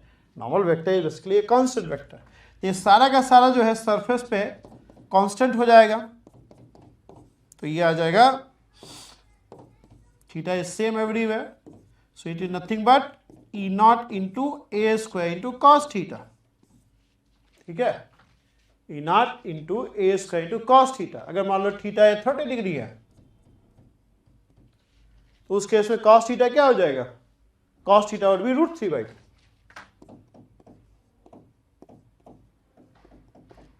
तो आप देख सकते हो कि टिल्ट करने पे आपका फ्लक्स घट रहा है। √3/2 इज व्हाट? 0.866। तो यहाँ पे ई नॉट ए स्क्वायर है, यहाँ पे 0.866 ई नॉट ए स्क्वायर है। तो जैसे ही आप टिल्ट किए फ्लक्स घट गया, आपको इंटीग्रल से ये दिख रहा है ना। और अगर हम लोग पहले वाला डेफिनेशन देखें उससे भी ये इंफॉर्मेशन मिल रहा है। भाई आप सरफेस को टिल्ट करोगे तो नंबर ऑफ फील्ड लाइन घट जाएगा, कुछ फील्ड लाइन यहाँ पास हो रहे थे वो नहीं पास होंगे यहाँ पे, ठीक है। मतलब आप सरफेस को ऐसे अब टिल्ट कर दोगे तो कुछ फील्ड लाइन मिस कर जाएगा ना आपका, तो फ्लक्स घटेगा। अगर मान लो टिल्ट करके बिल्कुल ऐसे फ्लैट कर दिए, अब तो कोई भी लाइंस पास नहीं करेगा। Then from old definition the flux will be 0 and from this definition theta is π/2, so flux will also be 0। तो मैं इसलिए बता रहा हूं कि पहले वाला जो डेफिनेशन था और जो अभी जो इंटीग्रल का फॉर्म में डेफिनेशन है वो डेफिनेशन बिल्कुल सटीक है। मतलब जो नया डेफिनेशन आप कह सकते हो ना कि क्यों ऐसा सेलेक्ट, क्यों आपने मतलब why we have taken flux as surface integral, you can ask this question कि हम surface integral के फॉर्म में क्यों लिए। तो देखो जो पहले से जो डेफिनेशन चला रहा है उससे जो इंफॉर्मेशन मिल रहा है वो सारा इंफॉर्मेशन यहां से अगर मिलता है, कोई कॉन्ट्रडिक्शन नहीं आता है, उस केस में हम कह सकते हैं कि दिस डेफिनेशन जस्टिफाइड। जो इंफॉर्मेशन पहले से मौजूद है वही इंफॉर्मेशन अगर इस डेफिनेशन से मिल रहा है देन आई कैन से कि द डेफिनेशन इज जस्टिफाइड। तो justification of this definition in the form of surface integral lies with the fact कि जो information जो पहले से हमारे पास available है when we define flux in terms of field line, कुछ वैसा ही information यहाँ से भी मिल रहा है। मतलब पहले वाला definition से भी clear हो रहा था कि इसको tilt करेंगे तो कम से कम field line पास करेगा और flux घटना चाहिए, यहाँ से भी वो information मिल रहा है। बट ये definition का best part क्या है कि आपको quantified form में information दे रहा है। और वो जो इंफॉर्मेशन दे रहा था कंपैरिजन में आपको हेल्प कर रहा था, क्वांटिफिकेशन नहीं कर रहा था, एब्सोल्यूट वैल्यू नहीं बता रहा था। यहाँ एब्सोल्यूट वैल्यू के टर्म से हम लोग बात कर रहे हैं। तो एब्सोल्यूट वैल्यू जब आ जाता है तो और ज़्यादा मैथमेटिकल एनालिसिस किया जा सकता है, ठीक है, ठीक है। अब एक और हम लोग प्रॉब्लम लेते हैं। Let's find flux through a disc suppose, तो और थोड़ा सा हम लोग को आइडिया लगेगा, ठीक है। सपोज तो एक पॉइंट चार्ज क्यू है और एक डिस्क कैसे दिया हुआ, disk of radius r, suppose you are given a disk of radius r and here you have point charge q d, एक point charge q दिया हुआ and the question is find the flux of electric field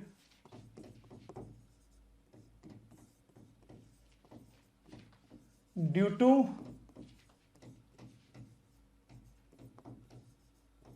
point charge q across the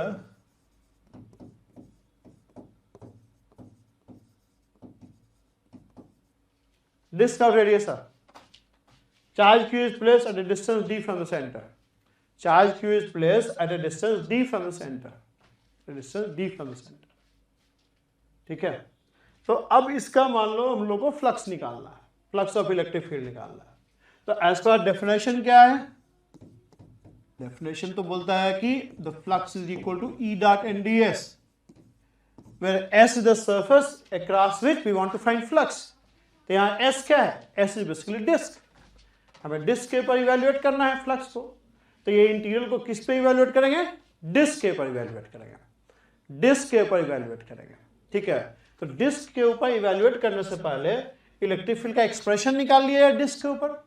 मान लो एक general point ले लेते हैं P point, यहाँ पे suppose P is at a distance of R, suppose P is at a distance of are.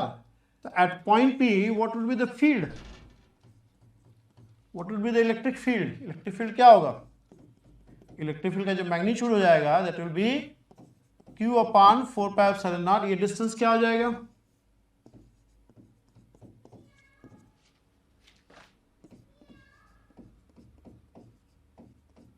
नहीं, ये इलेक्ट्रिक फील्ड हो जाएगा। अच्छा, ये इलेक्ट्रिक फील्ड का डायरेक्शन क्या होगा, रेडियली आउटवर्ड। अब नॉर्मल मान लो ये है n, आइए मान लो थीटा, तो ये थीटा हो जाएगा। तो E डॉट n क्या हो जाएगा, E dot n magnitude of E, magnitude of n is 1 into the cos of the angle between them. E और n के बीच में एंगल क्या है, थीटा। तो कॉस थीटा क्या हो जाएगा, E का वैल्यू पुट कर दो यहां पे,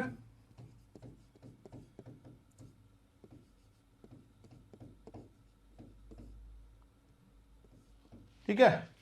और कॉस थीटा क्या हो जाएगा,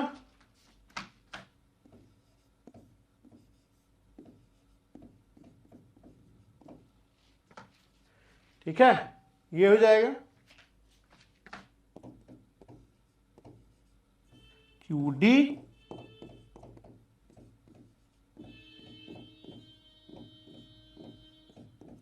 या, ठीक है। इसको प्लेस कर दो ऑन एस। हमने पॉइंट पे एक जनरल पॉइंट लिया है, पॉइंट पे एक जनरल पॉइंट लिया है, तो उस जनरल पॉइंट पे ई डॉट एन जो इंटीग्रेंड है हमारा, इंटीग्रेंड क्या है, इंटीग्रेंड आपका ये है, ठीक, ये इंटीग्रेंड है, दिस इज यार इंटीग्रेंड, ओके। अब ds क्या हो गया, ds क्या है, ds is the element of integration. Element of integration क्या होता है, element of integration is the building block, building block of what, building block of the region of integration. Region of integration यहाँ क्या है, surfaces. मैंने अभी आपको बताया ना, ये सरफेस इंटीग्रल है, यहाँ पे जो डोमेन ऑफ इंटीग्रेशन वो सरफेस है, डोमेन ऑफ इंटीग्रेशन सरफेस है, surface is the domain of integration. यहाँ पे डोमेन ऑफ इंटीग्रेशन जो है आपका सरफेस है, ठीक है। तो सरफेस का बिल्डिंग ब्लॉक क्या लोगे, building block element of integration हमें दो चीज मैंने बताया आपको। पहला चीज बताया क्या, पहला आपको बताया मैंने कि ये जो एलिमेंट ऑफ इंटीग्रेशन है ये बिल्डिंग ब्लॉक होना चाहिए। और दूसरा चीज क्या बताया था, element of integration is such that the integrand must be regarded as constant. ये ऐसा होना चाहिए कि integrand should be regarded as constant. Element of integration should be such that, कहाँ मिटा दिया गया डायग्राम जो ड्रा किया था, यहाँ ड्रा किया था, इधर किया था, मिटा दिया। ये dx ऐसा होना चाहिए जहां पे हम लोग f को कांस्टेंट ट्रीट कर सकें। तो ये चीज, दोनों चीज ध्यान रखो कि पहला चीज क्या है कि ये बिल्डिंग ब्लॉक होना चाहिए, और दूसरा ये ऐसा होना चाहिए कि ये जो आपका ये है जो डोमेन, जो इंटीग्रेंड है, this should be regarded as constant, this should be regarded as constant. ऐसा लो कि वो बिल्डिंग ब्लॉक हो, एक के बाद एक रखने पे ये डिस्क कंस्ट्रक्ट हो जाए, और दूसरा ये जो इंटीग्रेंड है वो कांस्टेंट ट्रीट किया जा सके। क्या लोगे बताओ, इंटीग्रेंड क्या है, आर का फंक्शन है। एक ऐसा एलिमेंट लो जिसको एक के बाद एक रखने पर डिस्क बन जाए, और उस एलिमेंट के ऊपर इंटीग्रेंड कांस्टेंट हो। इंटीग्रेंड कांस्टेंट कब होगा, जब आर कांस्टेंट होगा। तो ऐसे केस में हम लोग एलिमेंट क्या ले सकते हैं, I can take element in the form of ring of radius r and thickness dr. dr is infinitesimally small so small that I can treat this r as constant over this element. हम लोग ले सकते हैं I can take element in the form ring of radius r and thickness dr. इस ring of radius r and thickness dr का area क्या हो जाएगा ds pi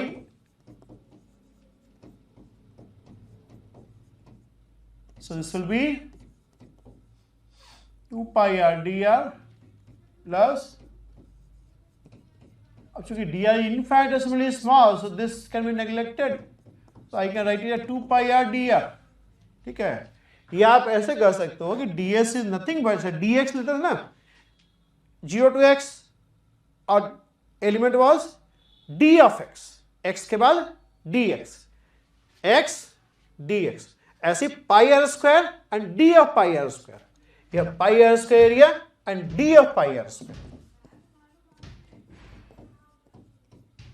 so that is 2 pi r dr. ये आप एलिमेंट ले सकते हो, can take this element. Are you getting this? समझ में आ रहा है आपको? तो ये 2 पाई का यहां आ जाएगा, ये क्या आ जाएगा QD by 2 epsilon not RDR upon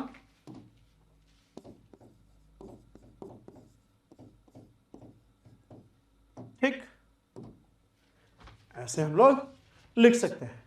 और R का लिमिट क्या होगा?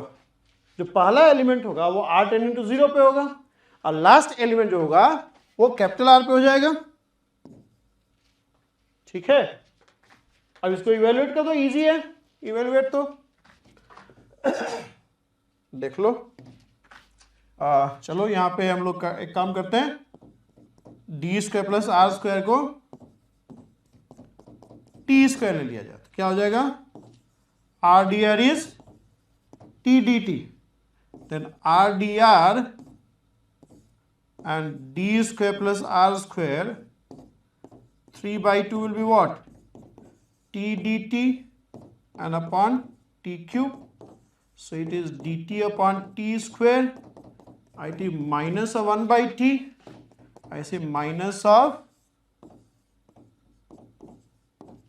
this. So this will be QD by 2 epsilon naught minus of 1 of,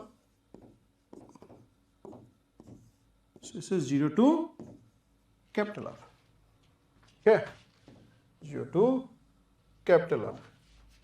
All this becomes QD by 2 epsilon naught and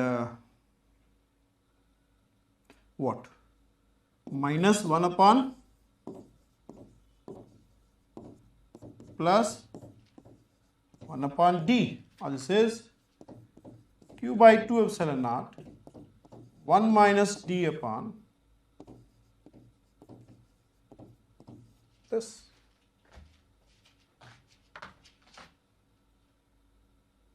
ठीक है, ऐसे लिख लेंगे, ऊपर इसको लिख देते हैं, we get flux as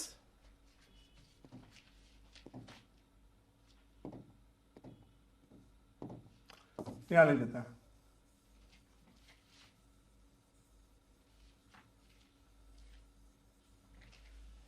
flux is q upon 2 epsilon naught 1 minus d upon this. Alright, ये फ्लक्स हो जाएगा, ये आपका फ्लक्स हो जाएगा. इसको और बेहतर तरीके से लिख सकते हो आप चाहो तो. ये मान लो इसको हम लोग ऐसे ज्वाइन कर दिया और ये अल्फा लिख दिया तो ये क्या हो जाएगा Q by twice alpha 1 minus cos alpha. This is a flux, flux across the disc, this is flux across the disc. ये डिस्क के अक्रॉस फ्लक्स हो जाएगा. ठीक है, अब यहां से आप समझ सकते हो, जैसे पहले वाला डेफिनेशन बताया था आपको, अगर क्यू 2q हो जाएगा तो फ्लक्स ट्वाइस हो जाना चाहिए, फिर नंबर ऑफ लाइंस ट्वाइस हो जाएगा. यहां से भी ये चीज दिख रहा है हम लोगों को यहां से भी ये चीज दिख रहा है कि अगर q को 2q कर देंगे तो फ्लक्स ट्वाइस हो जाएगा. क्यू को हाफ कर देंगे तो फ्लक्स हाफ हो जाएगा। ये आपको यहां से ही मिल रहा है और पहले वाला डेफिनेशन अभी हम लोग को क्वालिटेटिवली मिल रहा था, ठीक है। So this is going to be the flux, this is going to be the flux, ये फ्लक्स हो जाएगा, समझ रहे हैं आप? This is the flux,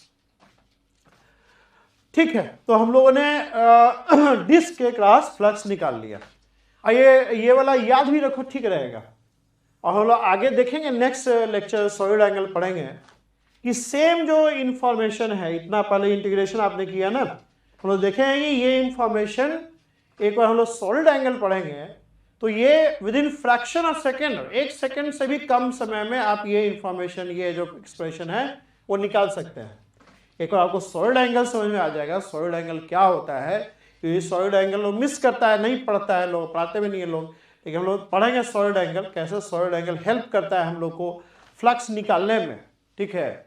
in fact solid angle का जो जीनेसिस है, सॉलिड एंगल का जो इनोवेशन है वो फ्लक्स से ही निकल के आया। Solid angle basically is meant for getting flux के इंफॉर्मेशन, फ्लक्स के बारे में काफी कुछ आपको बताएगा। अगर अच्छा सॉलिड एंगल का कॉन्सेप्ट होगा, it will help you a lot in getting flux of electric field across any surface.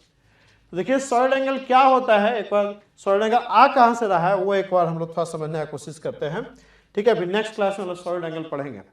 देखिए मान लो आपको हम कहें, if I talk about flux of electric field due to a point charge, कोई surface S है उसके cross हम मान लो फ्लक्स निकालना चाहे, ठीक है, due to a point charge, मान लो एक पॉइंट चार्ज क्यू है। इस पॉइंट चार्ज क्यू की वजह से हम लोग इस सरफेस के क्रॉस फ्लक्स निकालना चाहे। I want to find flux across this surface due to this point charge q. Due to this point charge q, if I want to find flux of electric field across this surface due to a point charge q, इस surface पे मान लो एक element इसका ले लें हम, take the element as ds, ठीक, ये ds एलिमेंट है, ds is the element, right, and okay, ये मान लो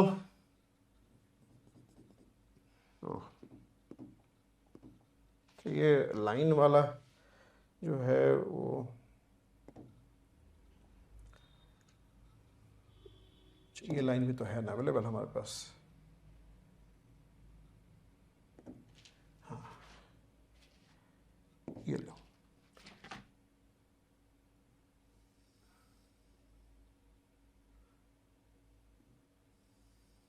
स्मार्ट बोर्ड का देखो बहुत एडवांटेज है।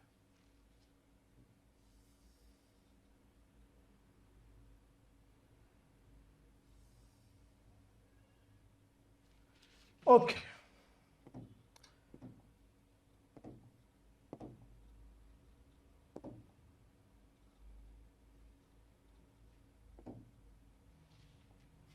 ये हमने एक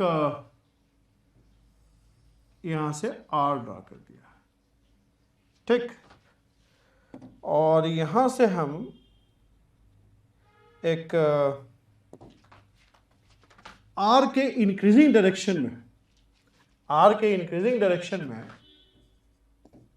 एक यूनिट वेक्टर एक ले सकते हैं, दैट इज ई आर के इंक्रीजिंग डायरेक्शन में यूनिट वेक्टर ले सकता है ई आर, ठीक है। तो ई आर जो है वो इस ds का लोकेशन और पॉइंट चार्ज क्यू पर डिपेंड कर रहा है, और एक हम लोग यूनिट वेक्टर ले सकते हैं डी एन कैप जो है वो पॉइंट चार्ज क्यू पर डिपेंड नहीं कर रहा है। N cap is unit normal to this surface, unit normal to this ds, इस ds पे यूनिट नॉर्मल, ds का लोकेशन क्या है उस पर डिपेंड करता है। ई आर कैप जो है q और ds के लोकेशन पे डिपेंड करता है, q पे भी डिपेंड करता है, ठीक है। q कहाँ है, q से ही हम लोग ये ड्रॉ कर रहे हैं आर वेक्टर, और आर के अलॉन्ग इंक्रीजिंग डायरेक्शन ई आर कैप लिख दिया। एन कैप जो है वो ds पे डिपेंड कर रहा है, पॉइंट चाहे क्यू यहाँ हो यहाँ हो यहाँ हो, कोई फर्क नहीं पड़ता। ठीक, अब देखिए अगर फ्लक्स निकालना हो तो कैसे निकालोगे बताओ? Flux across ds would be what? Or flux across the entire surface S. Flux across S, flux of electric field across S. तो हम लोग इलेक्ट्रिक फील्ड का ही बात कर रहे हैं क्योंकि अभी तो इलेक्ट्रिक फील्ड ही पढ़ रहे हैं हम लोग। Flux of electric field across S, phi is going to be what? It's going to be E dot NDS. चूंकि हम लोगों ने अभी पॉइंट चार्ज कंसिडर किया है तो पॉइंट चार्ज का तो इलेक्ट्रिक फील्ड हमें पता है ना। पॉइंट चार्ज का इलेक्ट्रिक फील्ड क्या होता है? It is 4 pi epsilon naught R square E R cap, पढ़े हैं हम लोग लास्ट क्लास में, E R cap dot N D S. Last chapter में हम लोगों ने इलेक्ट्रिक फील्ड वगैरह का काफी अच्छे से स्टडी किया है। तो ये क्या हो जाएगा? पॉइंट चार्ज की वजह से तो Q by 4 pi epsilon not को हम बाहर ले सकते हैं, Q by 4 pi epsilon not को बाहर ले लेंगे और यहां क्या आ जाएगा? ER dot N cap upon R square ds। ठीक है, okay. So wherever you want to find this flux, कहीं भी आप फ्लक्स निकालने की कोशिश करेंगे हमेशा ही आपको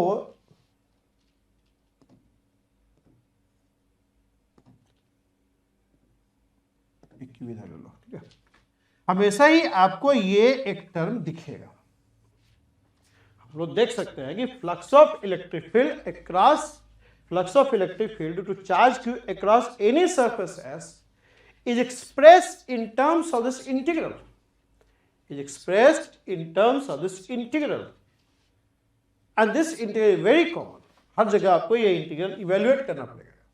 फ्लक्स को अगर फ्लक्स निकालना है सरफेस के अबाउट, सरफेस के क्रॉस, तो this is basically equal to q by 4 pi epsilon naught into this integral।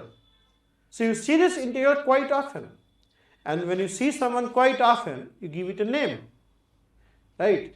कहीं भी कोई चीज बहुत बार दिखेगा, कोई आदमी हर दिन आपको मिलेगा, it's very natural to ask a name। If you don't ask a name you give it a name, right? तो इसको हम लोग एक नाम देते हैं and we call it solid angle। इसको हम बोलते हैं solid angle subtended by S at point charge Q। हम लोग क्या कर रहे हैं? हम लोग फ्लक्स को जो है सॉलिड एंगल के टर्म्स में एक्सप्रेस कर देते हैं। हम लोग फ्लक्स को सॉलिड एंगल के टर्म्स से एक्सप्रेस कर दिया। जिस भी सरफेस के क्रॉस फ्लक्स निकालना है वो सरफेस उस पॉइंट चार्ज क्यू पे कितना सॉलिड एंगल सबटेंड कर रहा है, उस सॉलिड एंगल के टर्म्स में हम लोग फ्लक्स को लिख देते हैं, right? So it's quite natural कि आपको अगर इस ओमेगा का, denoted by omega, solid angle is denoted by omega, ये ओमेगा के बारे में जितना अधिक इंफॉर्मेशन आपके पास रहेगा उतना अधिक इंफॉर्मेशन आपको फ्लक्स के बारे में रहेगा। So a good knowledge of the solid angle will naturally help you in finding flux। Flux मतलब सॉलिड एंगल का एक अच्छा नॉलेज आपको फ्लक्स के बारे में काफी इंफॉर्मेशन देगा, ठीक है? तो हम लोग नेक्स्ट क्लास में हम लोग इस पे बात करेंगे, सॉलिड एंगल पे। We'll talk about solid angle in quite detail in the next class, and we will see how a good idea, good knowledge of solid angle will really help us in getting good knowledge of flux। Solid angle का अच्छा knowledge कैसे हम लोग को help करेगा, and at the end of the next class we will also see कि कैसे solid angle का कॉन्सेप्ट को यूज करके हम लोग गॉस लॉ ऑफ इलेक्ट्रोस्टैटिक तक पहुंच जाएंगे, ठीक है? And then the chapter of Gauss law electrostatic will begin formally, ठीक है? अभी तो हम लोग गॉस लॉ ऑफ इलेक्ट्रोस्टैटिक्स का प्री रिक्विजिट्स मतलब प्रिलिमिनरी, उसके पहले का चीज के बारे में बात करते हैं। We have defined flux in terms of field line, फिर हम लोगों ने क्वांटिटेटिव डेफिनेशन फ्लक्स का देखा, फिर हम लोग ये देख रहे हैं कैसे flux across any surface due to a point charge Q can be expressed in terms of solid angle. So it's very natural कि हम लोग नेक्स्ट क्लास में सॉलिड एंगल पढ़ें और देखेंगे कैसे सॉलिड एंगल को यूज करते हुए हम लोग गॉस लॉ ऑफ इलेक्ट्रोस्टैटिक तक पहुंच जाएंगे, ठीक है। और उसके बाद फिर हम लोग गॉस लॉ ऑफ इलेक्ट्रोस्टैटिक्स और उसका एप्लीकेशन डिस्कस करेंगे, ठीक है। So you are watching this YouTube channel trajectory education. जो भी students IIT JAM JEST TIFR NET GATE का तैयारी कर रहे हैं वो इस चैनल को सब्सक्राइब कर सकते हैं, and you can tell others also to subscribe, okay. So thank you very much. Next class we'll meet and we'll discuss solid angle. Thank you.